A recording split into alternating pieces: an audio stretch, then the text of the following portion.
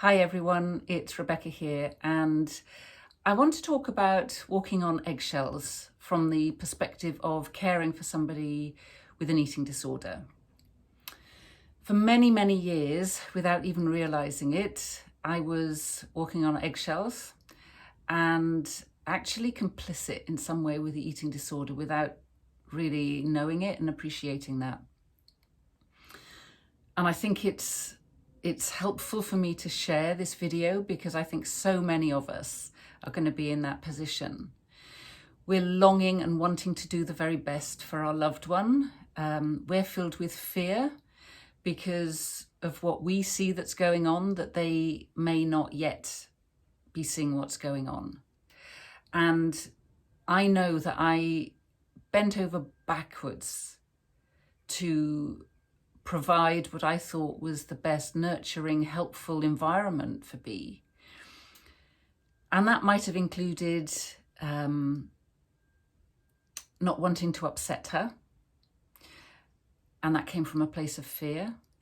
That might have been wanting to get the exact bit of food or snack that she wanted, and that could mean going to a number of different supermarkets. It meant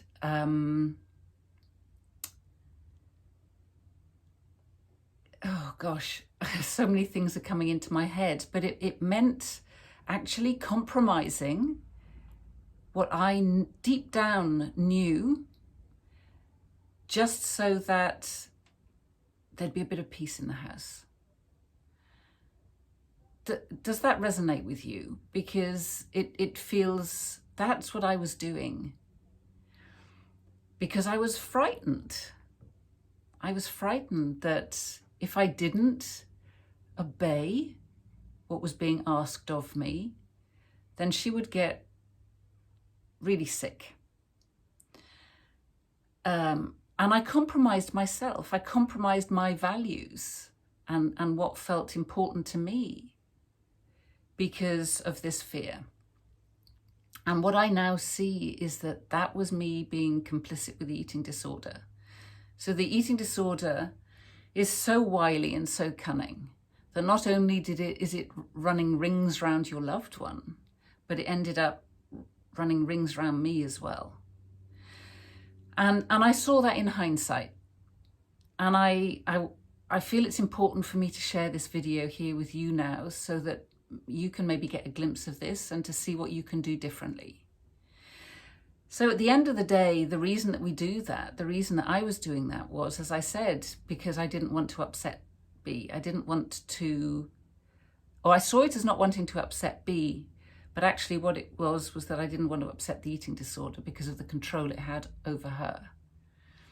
And what I now see is the importance of boundaries, the importance of putting things in place that are really important to you, and confronting the eating disorder. And I remember one time standing in the kitchen when the eating disorder voice was coming out so loud out of B's mouth, and actually just pointing my finger at it and saying, you don't frighten me. And standing up and saying no to it. And it's, and I can imagine the thinking that you might be having just listening to this, which is, yeah, but what happens if I say no? What happens if I say no? And we've got to try. We've got to try. And it's this idea as well of picking our battles. And the chapter that we wrote about in our book about not getting into the boxing ring. And sometimes we just have to walk away and give ourselves some breathing space, allow ourselves to settle down, and giving our loved one that opportunity as well, and to see what happens. Because it's the more we head into down that path of obeying the eating disorder ourselves, that's a potentially dark place that we're heading into, that we actually are not doing the best for our loved one.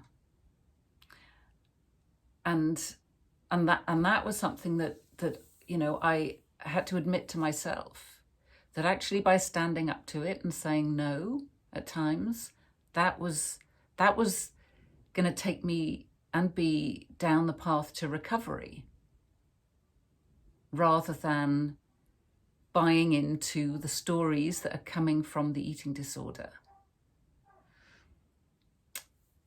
And I would love, you know, I mean, this is maybe a conversation to be had, because I'm just speaking from my perspective here. And this may well be raising lots of questions for you, and practical questions. But I'd love you to maybe stop and reflect on this a minute. And knowing that we are all doing the best that we can in any moment. So there's no judgment in this, absolutely no judgment in this at all. Because in the moment it looks like the best thing to do, but when we can stop and reflect, then maybe we'll think of it and see it in a different way. I'd love your comments. If you found this helpful, or if it's brought up anything for you, then do leave a comment and I'll absolutely get back to you. Do subscribe to our channel if you haven't already, because we're uploading videos weekly, both Bea and myself, and we'd love to record videos on things that you find helpful as well. So do get in touch, and we'll see you again soon. Bye for now.